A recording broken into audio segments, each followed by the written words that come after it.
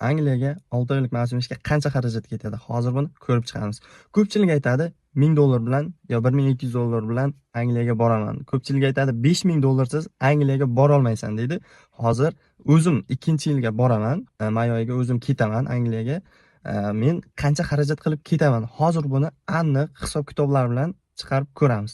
Shunday qilib aviabiletlarga $400 hisobladim. Narx o'zgarib turadi. Bundan tashqari $500 vizaga to'lov qilinadi. Uni kimgadir berish kerak emas. O'zining saytlari bor. Onlayn to'lov qilinadi. Bundan keyin esa o'zingiz bilan $200 atrofida olib ketishingiz kerak. Ya'ni nimaga? O'zingiz firmangizga yetib olishingizgacha transport vositasiga, bundan tashqari oylik olganingizcha yeb ichishingiz, mayda-chuyda xarajatlaringizga $200 yetib, o'zingizda qanchadir zapas pul qoladi. Bundan tashqari migratsiya agentligiga ham 1,700,000 so'm atrofida to'lov qilinadi. Angliyaga yetib borguningizgacha bo'lgan umumiy summa $1100-1200 atrofiga to'g'ri kelyapti. Endi siz Angliyaga qancha rasxod ketishini bilib oldingiz va Angliyaga bormoqchi bo'lgan tanishingizga bemalol bu videoni jo'natib, ma'lumotlarni olish uchun hissangizni qo'shsangiz bo'ladi. Bu $1200 xarajat qildingiz va bu ishga borish uchun bu xarajatlar arziydimi, yo'qmi?